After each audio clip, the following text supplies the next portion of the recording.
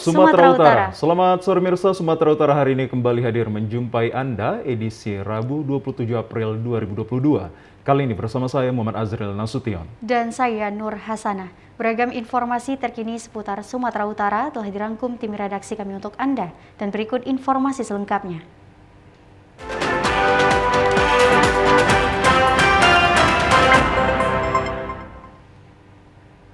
Pemirsa, puluhan persatuan korban Bumi Putra 1912 Indonesia mendatangi kantor Kejaksaan Tinggi Sumatera Utara guna menyampaikan pengaduan atas dana pemegang polis Bumi Putra 1912 sejak 2018 lalu belum menemukan titik terang. Korban Bumi Putra yang datang ke Kejaksaan Tinggi Sumatera Utara meminta Kejaksaan membongkar kasus Bumi Putra yang telah merugikan ribuan masyarakat pemegang polis. Ketua Persatuan Korban Bumi Putra 1912 Kota Medan, Ahmad Supriyadi mengaku kedatangannya kejaksaan untuk melakukan audiensi sekaligus mengadukan kasus yang mereka alami yang hingga saat ini belum menemukan titik terang. Ahmad Supriyadi mengaku sebelumnya para korban sudah melaporkan terkait pengembalian dana pemegang polis oleh Bumi Putra kepada OJK, namun hingga kini tidak menerima tanggapan atas laporan yang sudah disampaikan. Dalam surat yang dibawa ke Kejaksaan Tinggi Sumatera Utara tersebut menduga pihak Bumi Putra bekerja sama dengan pihak lain untuk menggelapkan dana pemegang polis. Ahmad Supriyadi menjelaskan jumlah pemegang polis yang dirugikan oleh Bumi Putra untuk wilayah Aceh dan Sumatera Utara sebanyak 14.000 orang dengan besaran mulai 5 juta hingga 3 miliar rupiah.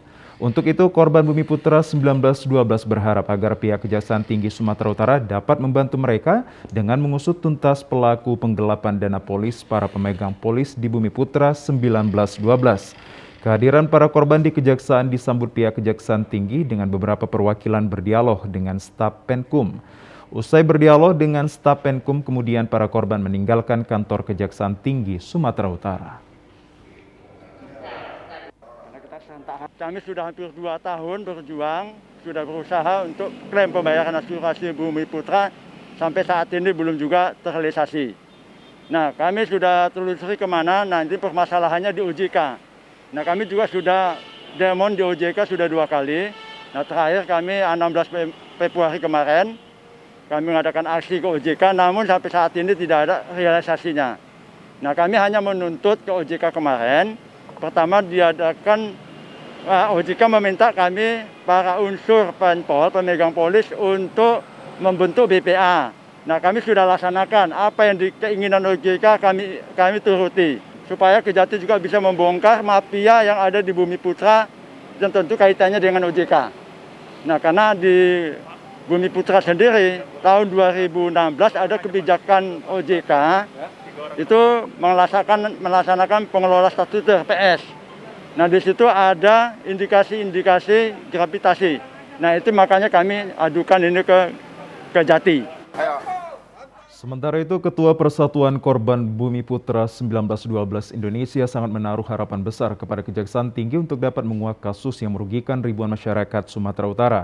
Sementara itu, Ketua Korban Bumi Putra 1912 berjanji jika hal ini tidak ditanggapi seluruh korban akan turun ke jalan untuk dapat menyuarakan aspirasinya.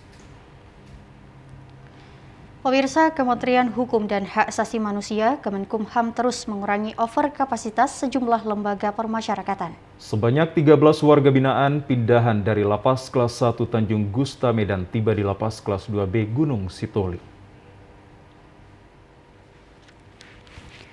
Pemindahan warga binaan di lembaga permasyarakatan ini bertujuan untuk menciptakan efektivitas pembinaan terhadap mereka yang menjalani masa hukuman karena suatu tindakan melawan hukum.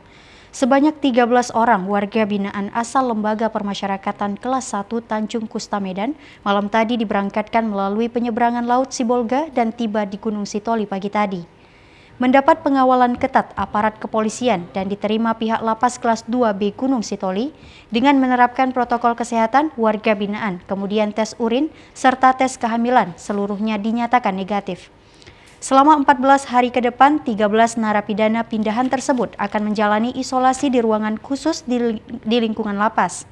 Kedatangan warga binaan ini menambah jumlah penghuni Lapas Kelas 2B Gunung Sitoli menjadi 176 orang dari kapasitas ideal 180 orang.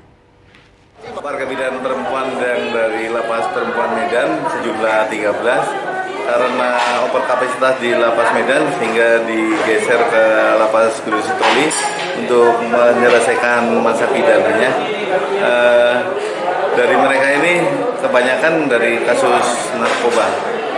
Kebetulan mereka dari luar daerah sehingga kita isolasi 14 hari sesuai dengan prokes untuk mengetahui mereka ada positif atau negatif. Mudah-mudahan mereka negatif semua. Ya, dari hasil tes tadi yang dilakukan, apa hasil yang didapatkan? Dari 13 orang tersebut di tes urin ternyata mereka negatif semua. Alhamdulillah negatif semua. Pihak Lapas Kelas 2B Gunung Sitoli menjelaskan ke-13 warga binaan pindahan yang baru tiba umumnya dengan kasus penyalahgunaan narkoba. Di sorotan lainnya pemirsa, satu unit truk bermuatan barang-barang toko kelontong amblas saat melintasi jembatan rusak di Desa Gempolan, Kecamatan Sebamban, Kabupaten Sergai. Warga berharap pemerintah agar segera memperbaiki jembatan tersebut karena sudah banyak korban terjatuh saat melintasinya. Jembatan yang menghubungkan antar desa yang merupakan status jalan kabupaten sudah rusak sekitar 7 bulan lalu. Beberapa pengendara sepeda motor dan truk menjadi korban terjatuh saat melintasi jembatan tersebut. Salah seorang warga, J. Napitupul, mengatakan saat ini truk bermuatan barang toko kelontong amblas di jembatan Hapoltahan tersebut. Dan kejadian ini bukanlah kali pertama truk terjatuh, melainkan sudah beberapa kali, seperti truk pengangkut padi. Upaya warga sekitar untuk bergotong royong memperbaiki seadanya tidak mampu menahan beban truk yang melintas. Warga sudah melaporkan kejadian ini kepada pihak terkait hingga saat ini belum mendapatkan respon. Hingga 7 bulan berlalu, kondisi jembatan penghubung antar desa ini masih rawan untuk dilintasi. Saat ini truk kelontong yang amblas dibantu warga sekitar untuk dievakuasi dengan mengurangi beban kendaraan. Jena Pitupulu berharap kepada pemerintah Kabupaten Sergai segera melakukan perbaikan mengingat jalan tersebut merupakan jalan lintas desa yang menjadi urat nadi penyumbang padi terbesar di Serdang Bedagai, di mana akses truk pengangkut padi yang dominan melintasi jembatan tersebut. Sekian lama tidak pernah dibagusin pemerintah Serdang Bedagai, DPR, Bupati, Gubernur tidak pernah dipedulikan dengan jalan kami ini. Udah banyak sekian masyarakat melaporkan ini. Pemerintah tidak ada menanggapi tentang jalan ini, jembatan ini. Oh, sudah berlanjut. Oke Pak, kejadian seperti ini sudah berapa kali terulang atau baru ini terjadi? Sudah 3 kali. 3 kali? Pertama sekali itu mobil truk pengangkut beras. Nah, itu kereta terutama di Amro. Kedua kalinya mobil truk juga, mobil padi. Ketiga kalinya ini mobil truk juga. Pemirsa, Menteri Pemberdayaan Perempuan dan Perlindungan Anak Bintang Puspayoga mengapresiasi pemerintah Provinsi Sumatera Utara yang sudah menginisiasi Desa Ramah Perempuan dan Peduli Anak Bebas Stunting. Ya, dengan menginisiasi Desa Ramah Perempuan dan Peduli Anak Bebas Stunting sehingga Sumut menjadi rumah yang ramah bagi perempuan.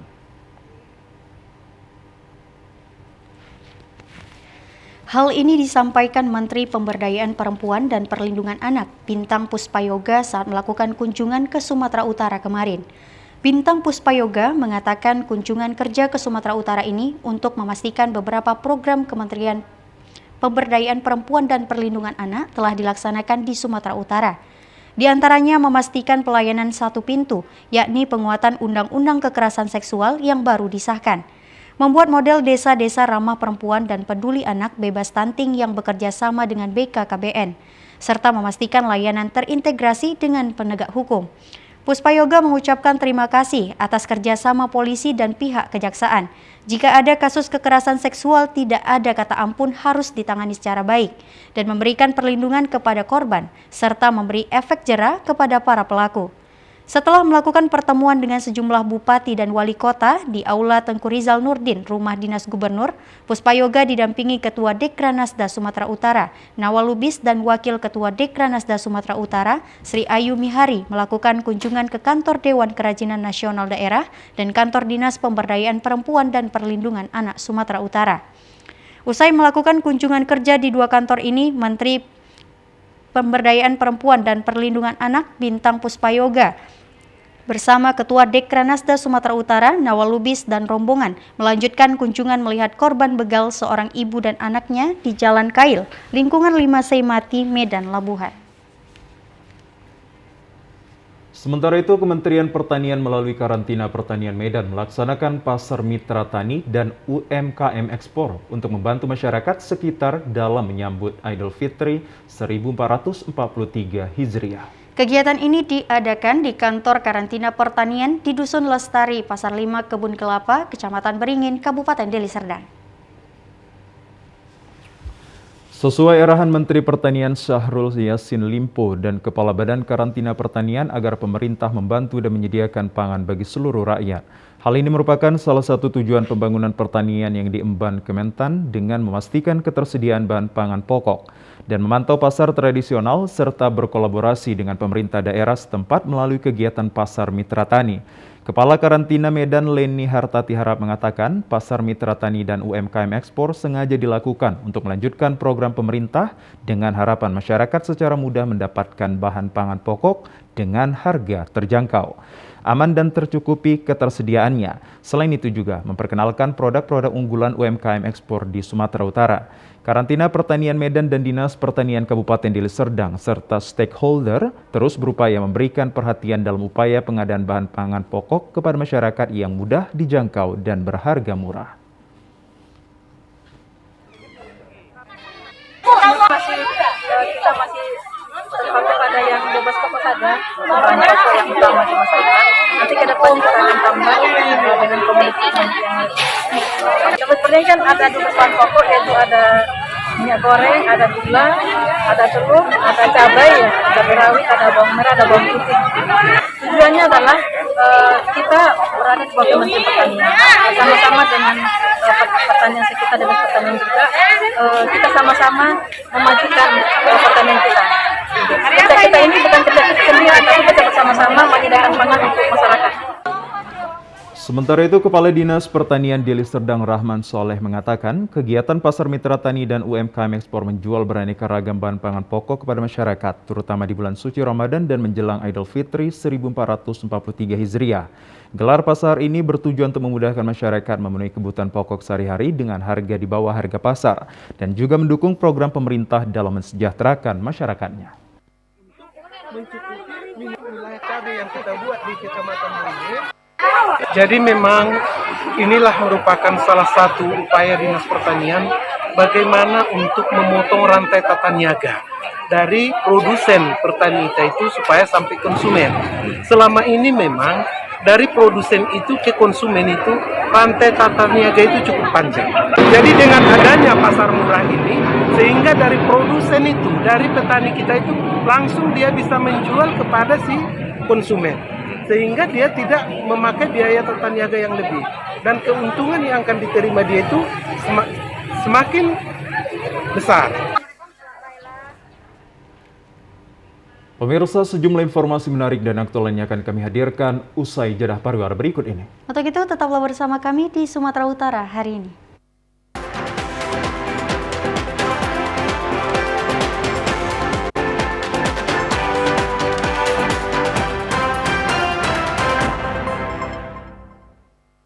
Assalamualaikum warahmatullahi wabarakatuh.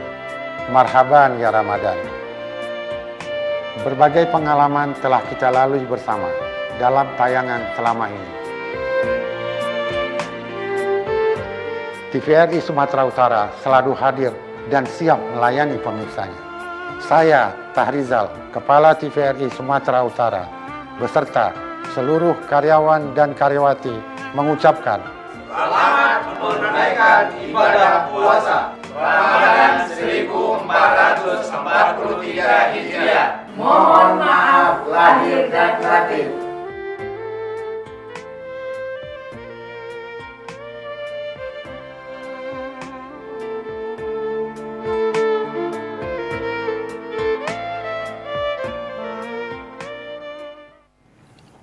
Memang enak mie-nya, Pak. Berapa? 30.000, Mister. Rupiah? Yes, only rupiah, Mister. Terima kasih, Pak. Terima kasih, Mister. Pendengar yang budiman, menjelang 4 hari Lebaran, masyarakat diharap untuk tetap berjaga-jaga dan tidak berkerumun.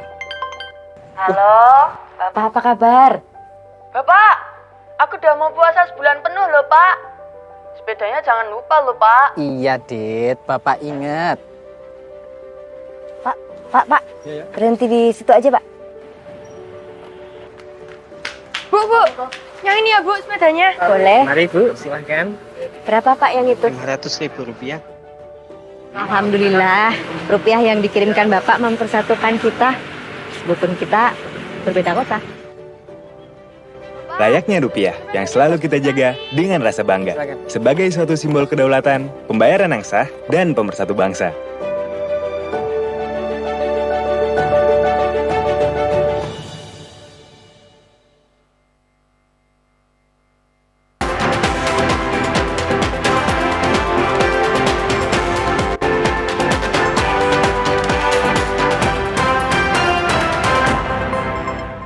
Terima kasih pemirsa, Anda masih bersama kami. Di pasar-pasar Kota Medan, harga daging lembu saat ini telah mengalami kenaikan jelang perayaan Hari Raya Idul Fitri 1443 Hijriah. Para pedagang daging lembu menyatakan walau harga naik, permintaan akan daging lembu saat ini seperti hari biasa. 6 hari jelang perayaan Hari Raya Idul Fitri, harga daging lembu mulai mengalami kenaikan menjadi Rp140.000 setiap kilogramnya. Padahal sebelumnya hanya Rp125 hingga Rp130.000 setiap kilogram. Menurut salah seorang pedagang daging lembu di pasar MMTC Deli Serdang, Amnan Nasution, naiknya harga daging lembu ini karena harga lembu impor kondisi hidup juga mengalami kenaikan hingga Rp57.000 setiap kilogram. Pedagang daging lembu menyatakan rata-rata di antara mereka saat ini menjual daging lembu impor. Amnan Nasution mengatakan jumlah pembeli daging lembu masih bisa saja, akan tetapi volume pembeliannya mulai meningkat walau harga daging lembu mengalami kenaikan.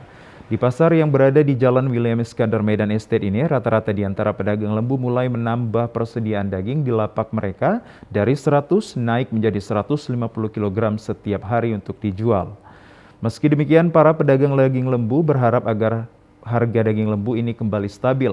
Menurut pedagang daging lembu, selama ini di samping pelanggan mereka adalah pengelola restoran maupun rumah makan, juga relatif banyak warga kurang mampu yang kondisi ekonominya pas-pasan di tengah pandemi COVID-19.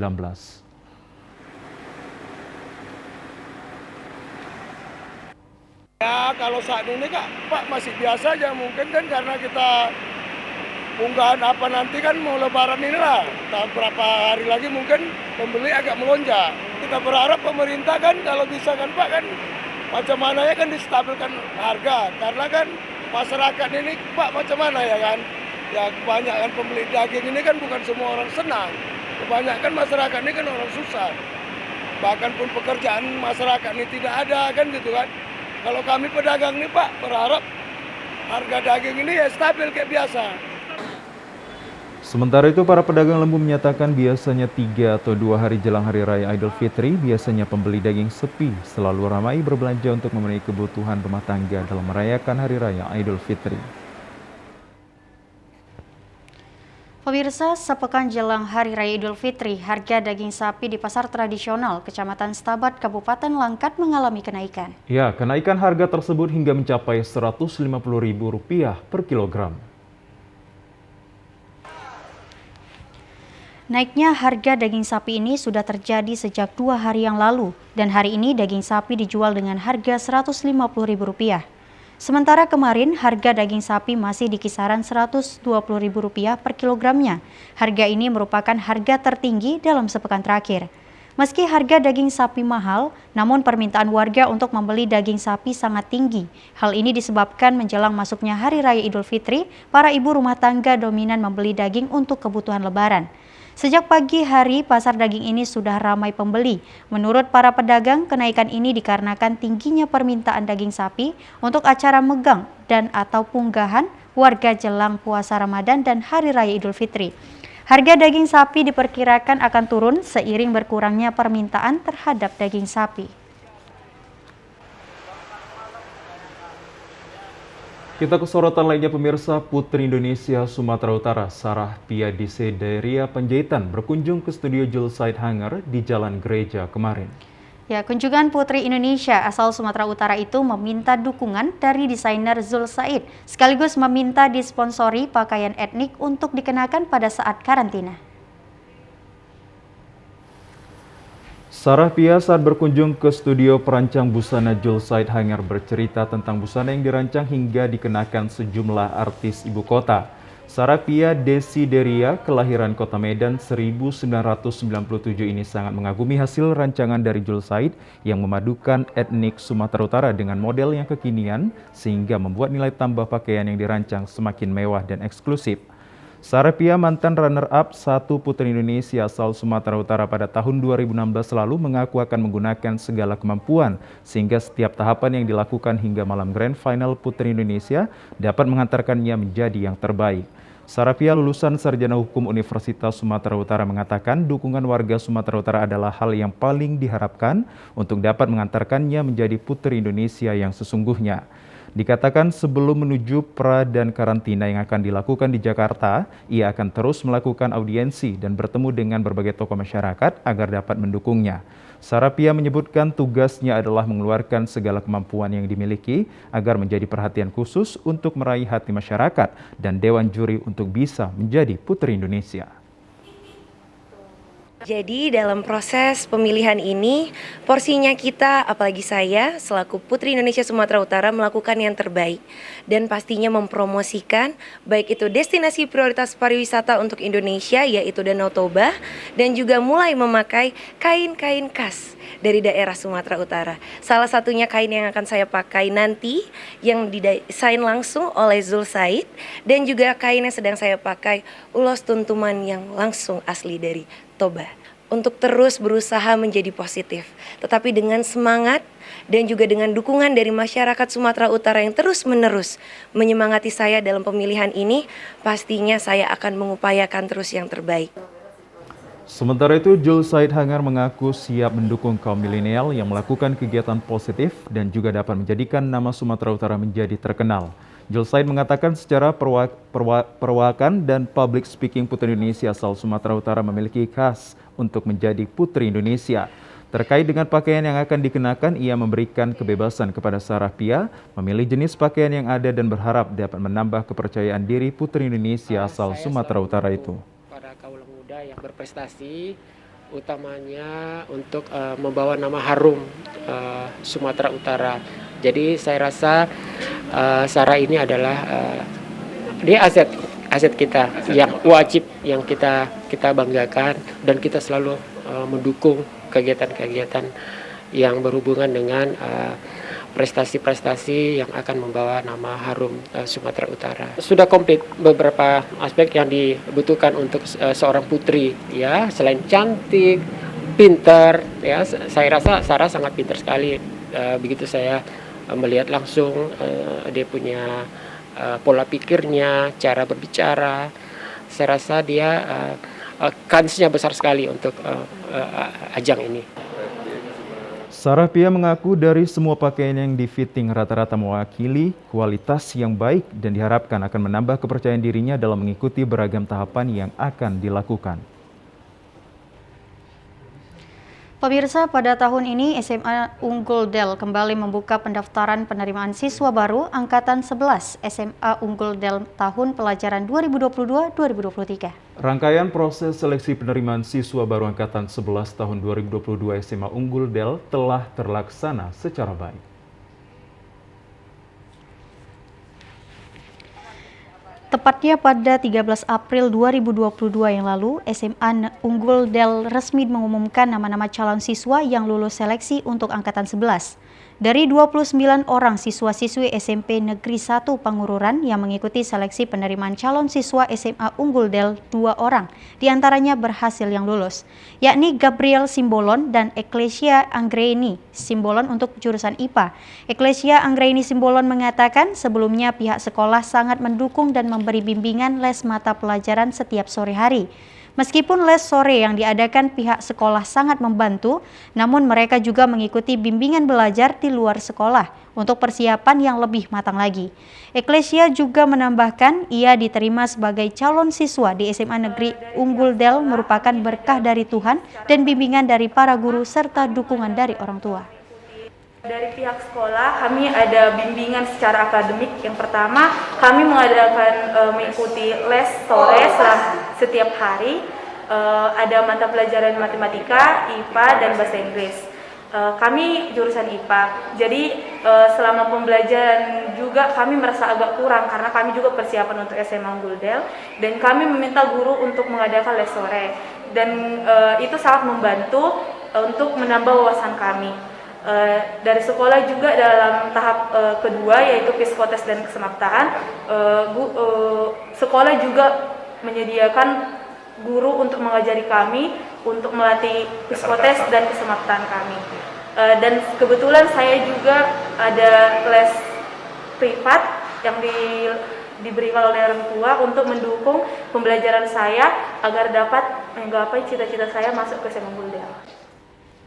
Kepala Sekolah SMP Negeri 1 Pangururan, Mujur Nadea, berharap keberhasilan 2 orang siswa-siswi SMP Negeri 1 Pangururan yang diterima sebagai calon siswa di SMA Unggul Del patut untuk dipertahankan dan diteruskan bagi siswa lainnya.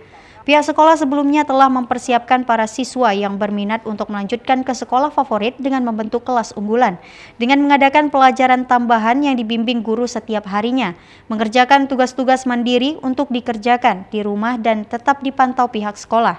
Dengan kelas unggulan ini diharapkan para siswa mampu bersaing dan lulus masuk sekolah favorit yang diinginkan. Nah, ada menang di SMA Unggul Del 2 orang, Pak. Nah, persiapan yang kita laksanakan selama ini terhadap anak-anak, yang pertama itu pembimbingan untuk anak-anak kita laksanakan setiap hari di sekolah. Kemudian ditambah dengan tugas-tugas mandiri yang dikerjakan ataupun dilaksanakan di rumah. Jadi itulah pemantauan kami ataupun pelaksanaan kami terhadap anak itu. Ketika nanti anak-anak itu bermasalah di rumah, ada masalah dengan tugas mandiri yang kami berikan, itu nanti kami pecahkan bersama dengan guru-guru pembimbingnya di sekolah. Nah, kebetulan anak kita yang lulus ini kebetulan jurusan IPA, maka untuk siswa kami yang jurusan IPA itu ada 3 mapel yang kami bimbing terhadap mereka, yaitu matematik, IPA dengan bahasa Inggris. Pemirsa, beragam informasi menarik dan aktual lainnya akan kami hadirkan sesaat lagi. Tetaplah bersama kami di Sumatera Utara hari ini.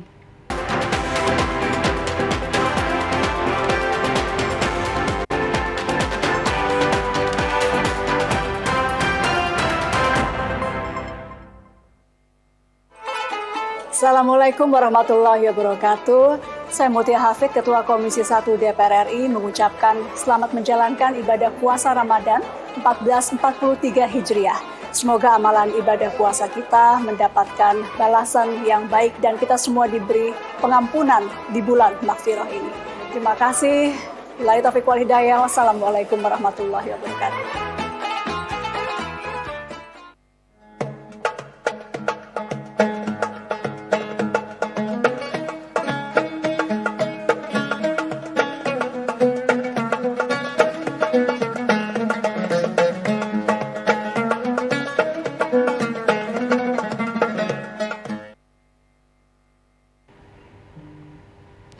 Pemirsa, Universitas Al-Wasliyah Unifa Medan menggelar peringatan Nuzulul Quran di Aula Unifa Jalan Sisinga, Mangaraja, Medan kemarin sore. Ya, peringatan Nuzulul Quran juga dirangkaikan dengan acara buka puasa bersama dan memberikan santunan kepada anak yatim.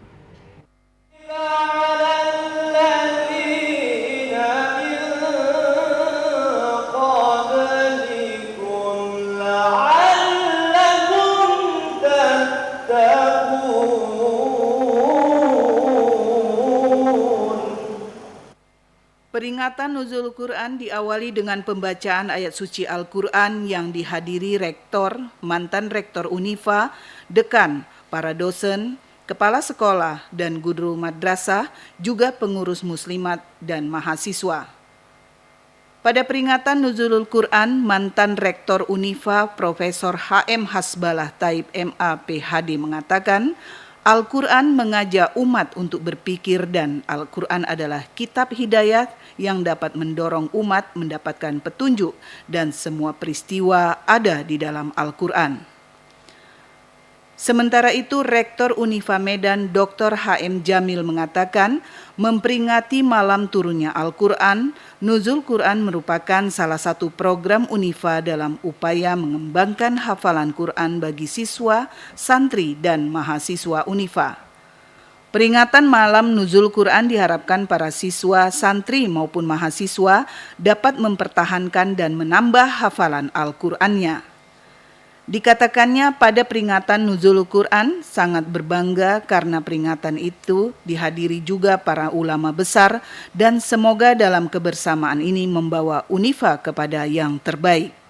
HM Jamil minta doa kepada masyarakat agar ke depan Unifa Medan makin maju karena saat ini sedang melakukan tahap pembangunan gedung Unifa.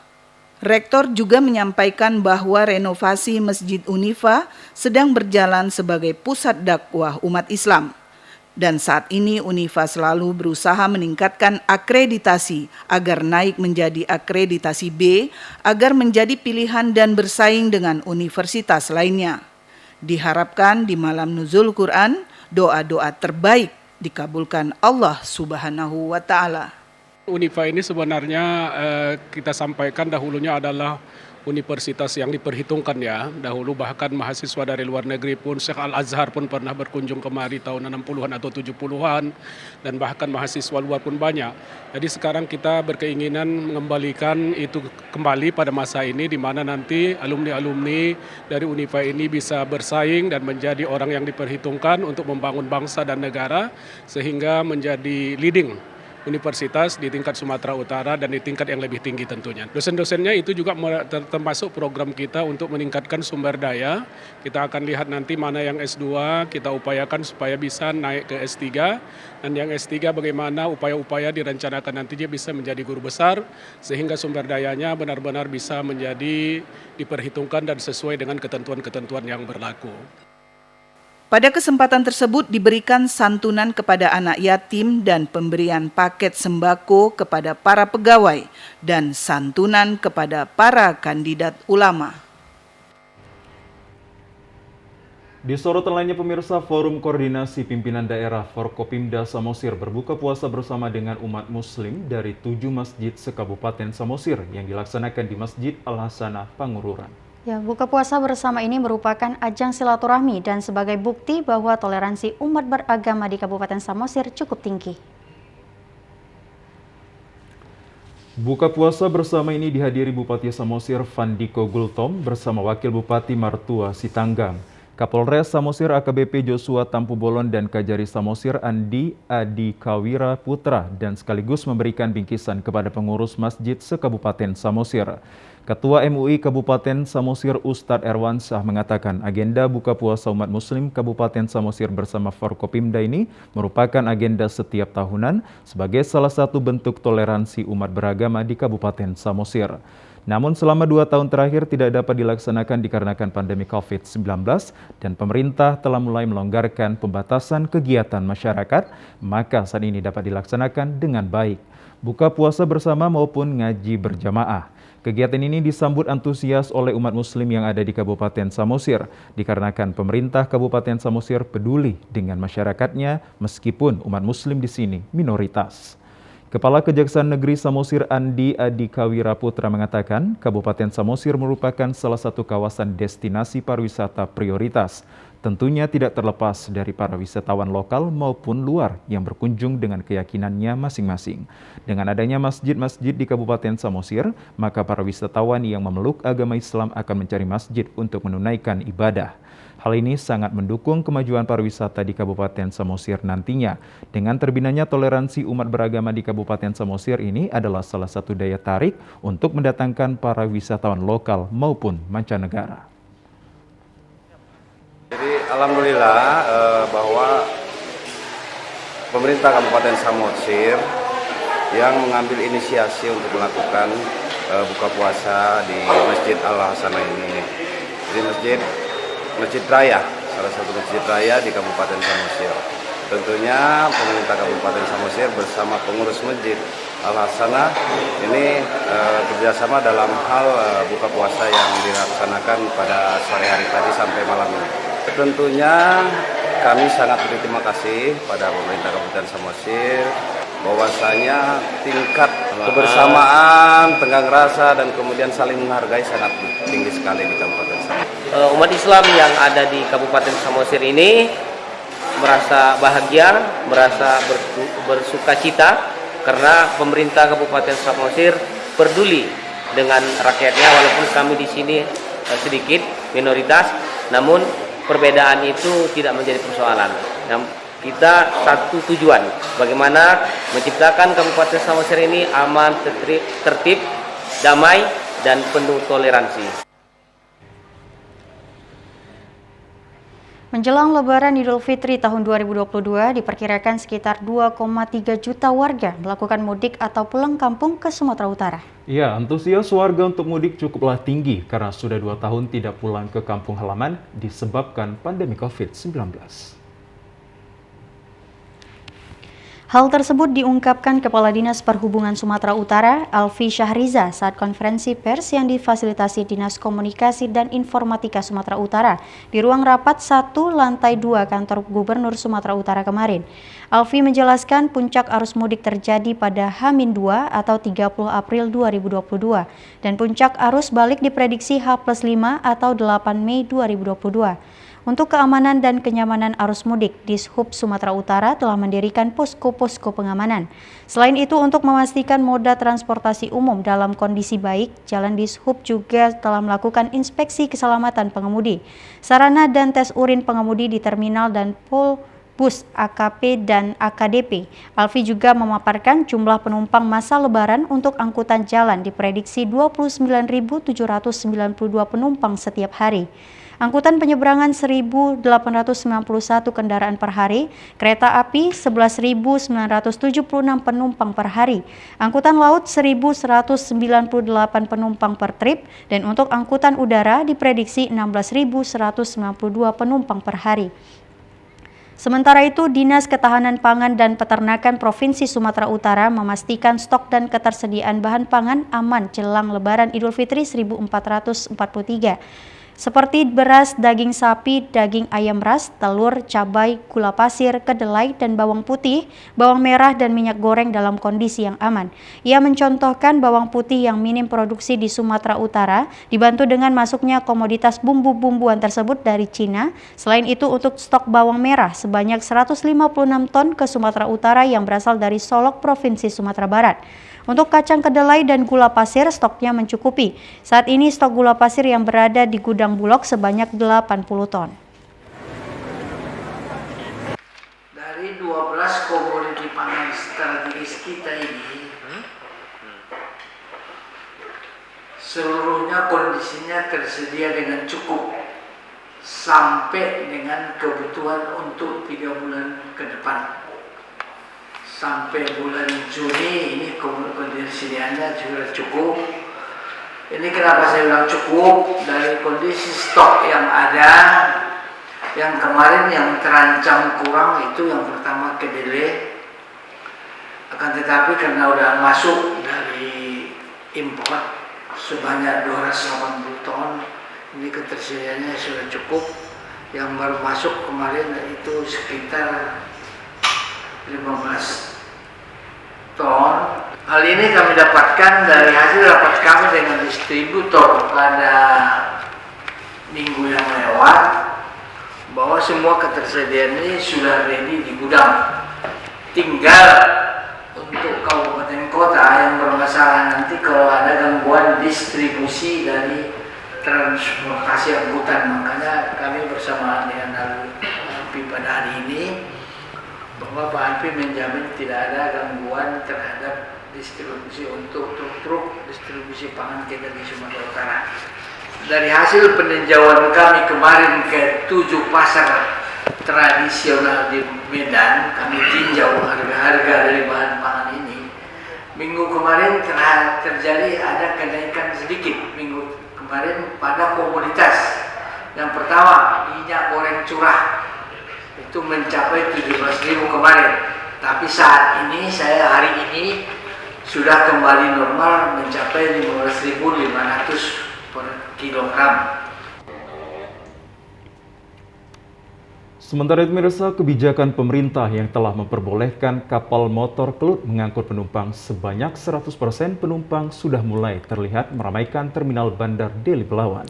Pada arus mudik Lebaran tahun 2022 ini, kapal KM Kelut membawa 2.297 penumpang asal Tanjung Balai, Karimun via Batam yang sandar di terminal penumpang Bandar Deli Belawan kemarin.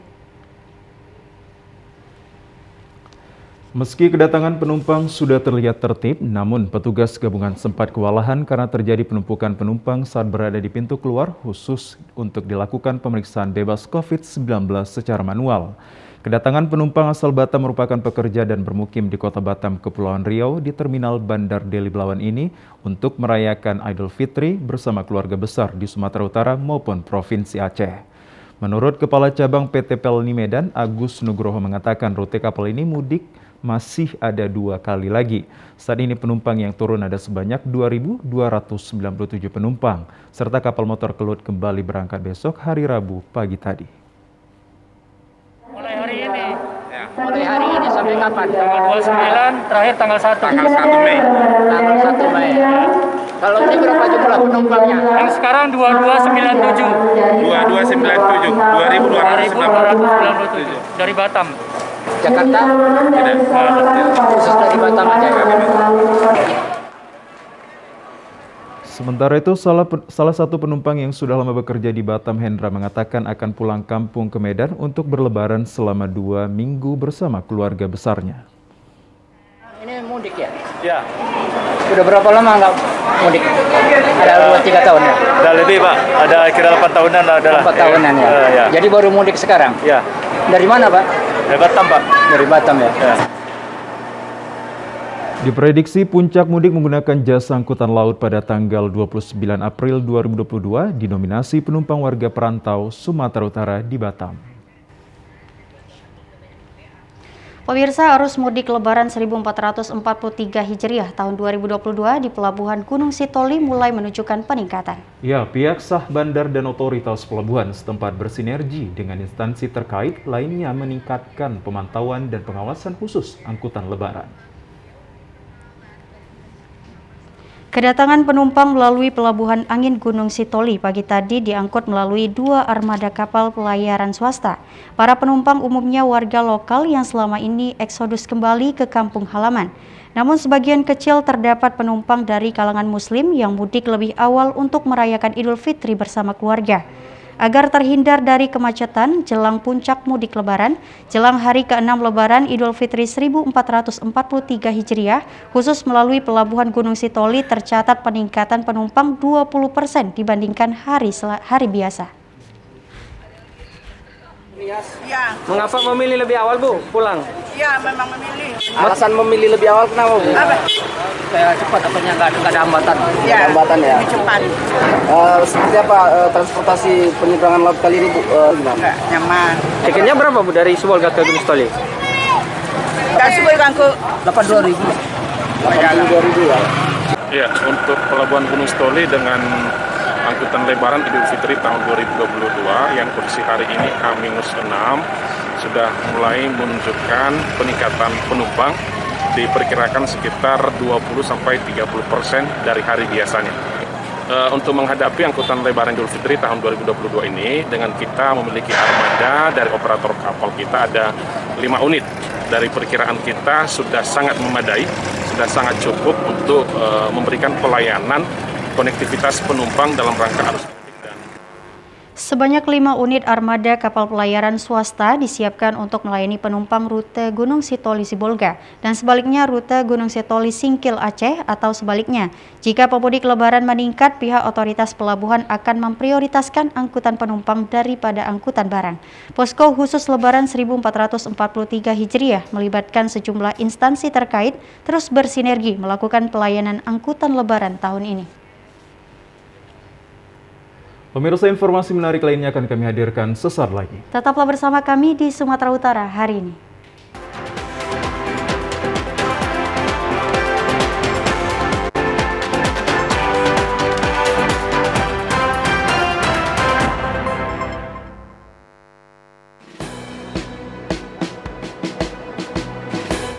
Jalani hari dengan 3 waktu.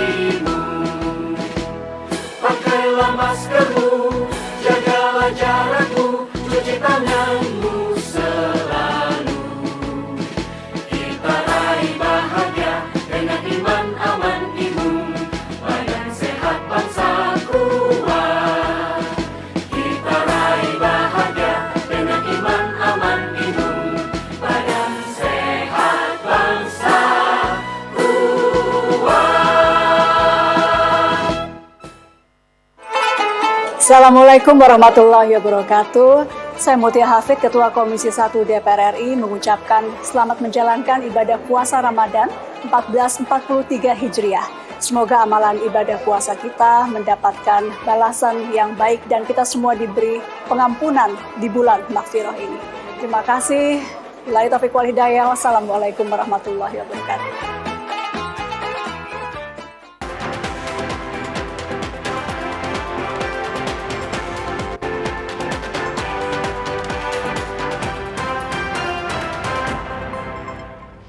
Pemirsa, peternak lele mengeluhkan naiknya harga pelet lele yang semakin tinggi sejak Februari 2022 yang lalu. Sementara pelet masih menjadi satu-satunya pakan utama bagi lele. Ya, namun tidak menjadi hambatan bagi Yusuf yang mana ia masih dapat mensiasatinya dengan pakan alternatif.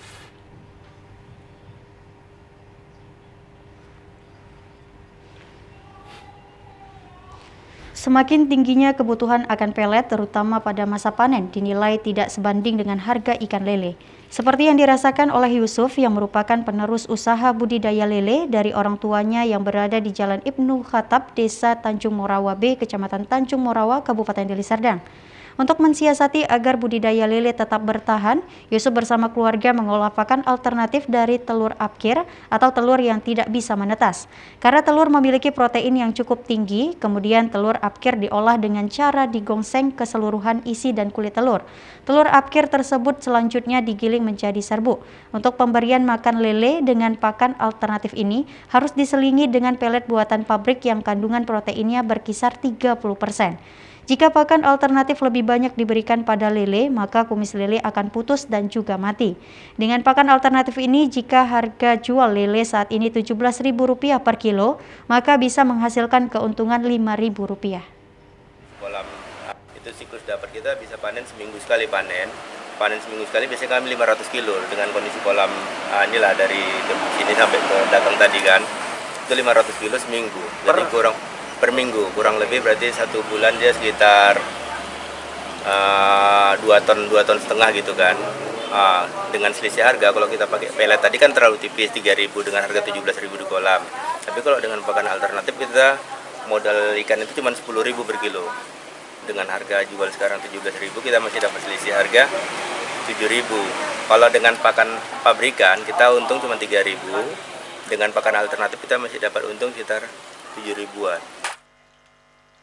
Kelompok budidaya lele berharap kepada pemerintah agar menstabilkan harga pelet lele sehingga daya beli masyarakat dapat terbantu. Pemirsa, dari Kabupaten Karo, Dinas Pertanian dan Peternakan Kabupaten Karo memberikan pelatihan kepada warga memanfaatkan lahan yang sempit untuk bercocok tanam. Hasil tanaman di lahan sempit ini dapat memenuhi kebutuhan hidup sehari-hari atau menambah penghasilan warga. Dinas Pertanian dan Peternakan Kabupaten Karo melakukan monitoring atau pemantauan usai memberikan pelatihan dan bekal kepada warga memanfaatkan lahan sempit untuk bercocok tanam jenis tanaman sayuran. Jenis tanaman yang ditanam pun bisa bervariasi seperti bawang merah, kentang, tomat, wortel, dan sebagainya yang dapat ditanam di pekarangan rumah sendiri.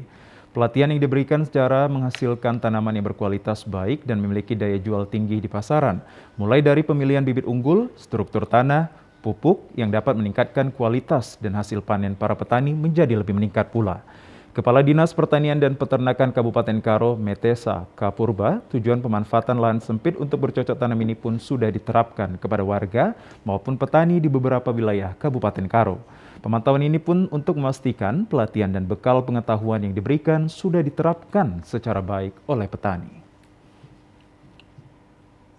Kami kan ada namanya program bagaimana untuk memanfaatkan lahan, walaupun lahan sempit, kita manfaatkan sebaik-baiknya. Dari kita kemarin tadi, mulai dari lahan kita yang ada di PPP, di sana kan ada namanya penanaman bawang merah, jadi kita juga sudah panen tadi, itu kita BPP melakukan di sana untuk penanaman bawang itu, melakukan perlakuan yang sebenarnya bagaimana masyarakat nanti bisa memanfaatkan lahan yang sempit minimal untuk konsumsi rumah tangga, sehingga kami harapkan teman-teman penyuluh bisa memberikan edukasi kepada petani-petani kita.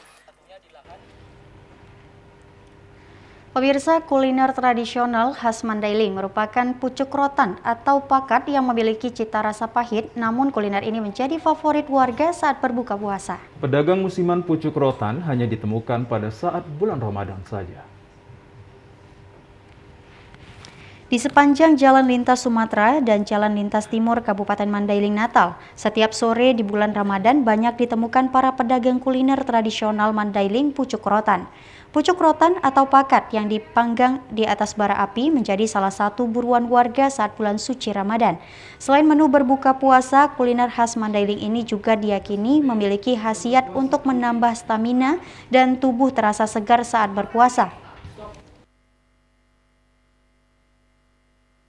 Pemirsa, informasi yang baru Anda saksikan tadi sekaligus mengakhiri jumpa kita dalam program Sumatera Utara hari ini. Kami ucapkan terima kasih atas kebersamaan dan juga perhatian Anda. Saya Muhammad Azril Nasution. Dan saya Nur Hasanah. Tetap patuhi protokol kesehatan pemirsa dengan memakai masker, menjaga jarak, dan mencuci tangan di air yang mengalir. Indonesia pulih karena aku. Indonesia pulih karena kamu. Indonesia pulih karena kita. Selamat sore, sampai jumpa.